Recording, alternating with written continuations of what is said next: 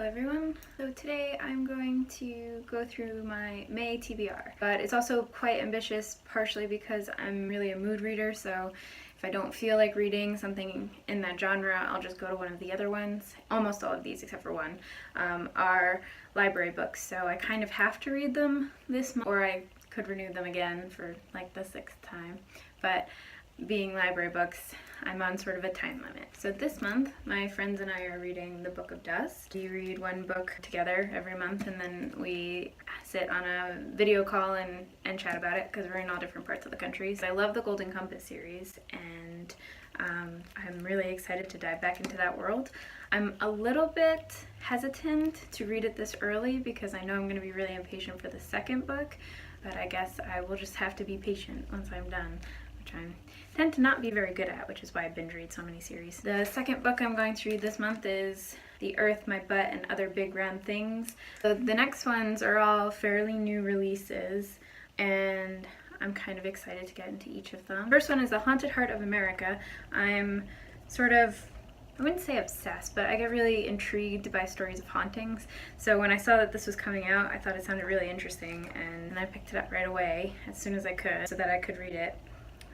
I know the Myrtle's Plantation is featured in here, and that's something that I've been interested in since I was quite young the first time I heard of it and read all these stories about it, and so anytime I can read something that features the Myrtle's Plantation, I tend to grab. The next one is The Price Guide to the Occult, which I actually heard about on BookTube. I hadn't heard of it before then.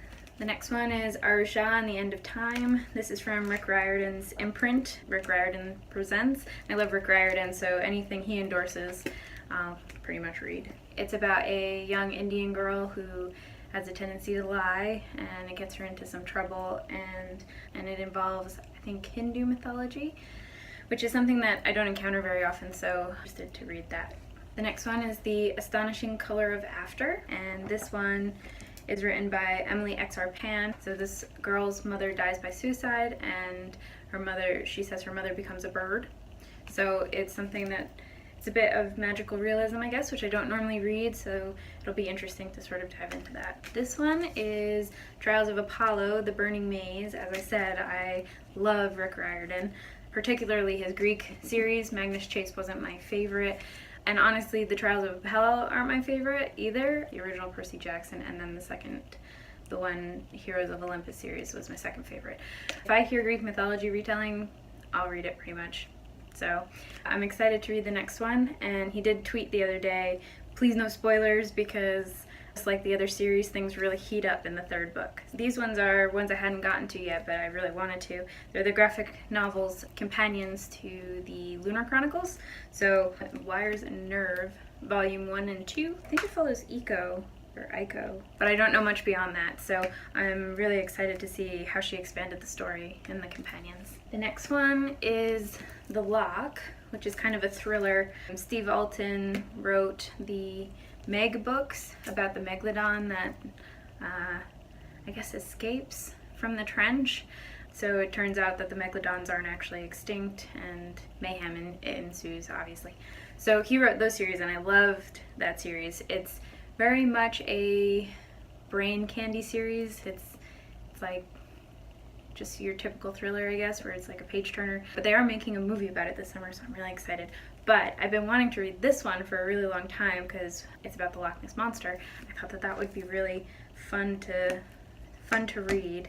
And like I said, he's always a big page turner, so I picked this up from the library, and hopefully I will get to it very quickly. So the next ones on my list are sci-fi, which I don't typically read, but I've been trying to sort of expand a bit past fantasy because I read almost exclusively fantasy, and occasionally like a contemporary to break it up, but I very hardly branch out from fantasy into sci-fi in the sci-fi fantasy category, so I'm trying to do that a little bit more. So some of them I've taken recommendations from people I know generally enjoy fantasy, and they enjoyed these series, so I thought maybe that would be a good sort of, I guess, bridge.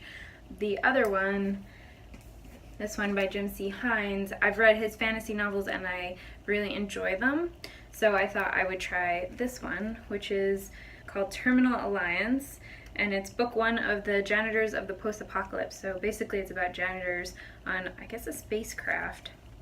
It's a post-apocalyptic story where I guess everyone had become zombies, but then someone came in and like made the human zombies less zombie-like, so they were no longer savages.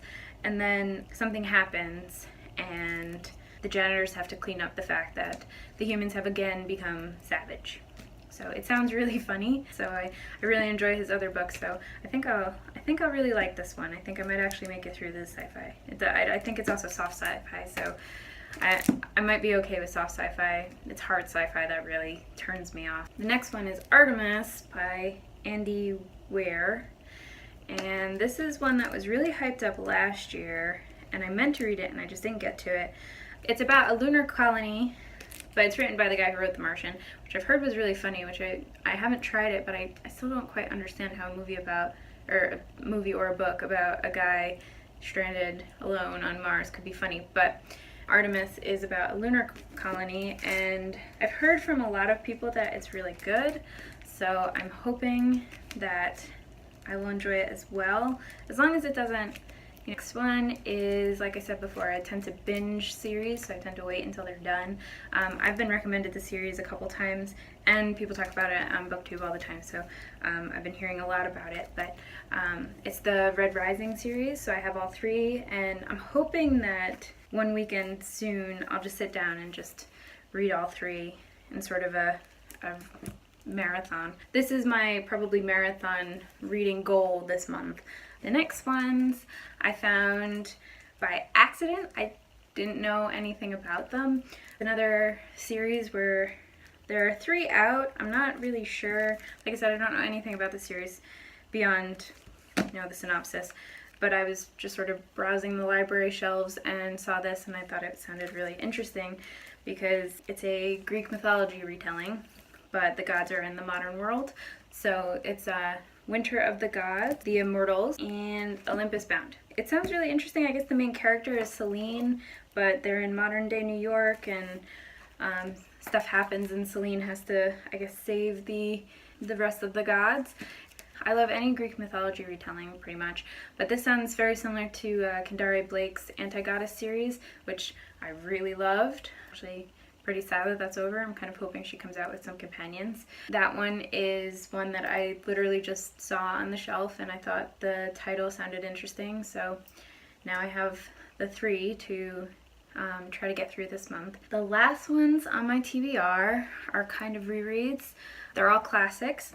So the first one is The Great Gatsby. The second one is Pride and Prejudice. Then I also want to reread Macbeth and Romeo and Juliet. So those are my rereads. And then I also found this. I passed it at Barnes & Noble, and I thought it looked so funny. It's Romeo and or Juliet, a choosable path adventure. So a lot of times in high school you hear a lot of kids go, if I would, why would they do that, and all that kind of stuff. So I guess this is sort of your chance to be in their shoes in a way and decide different things that you might have done. And it's like one of those choose your own adventure books. I loved those as a kid, so I think this will be really fun. Sort of an adult choose your own adventure, I suppose. So that is my very, very extensive TBR, but some of them are graphic novels, or there's the plays as well. So those I should get through quickly. So we'll see if I can make it through all of them this month. Anyway, it's a really dreary day today, which is a perfect day for reading, so I'm going to go start tackling that list of books, and I will see you next time. Bye!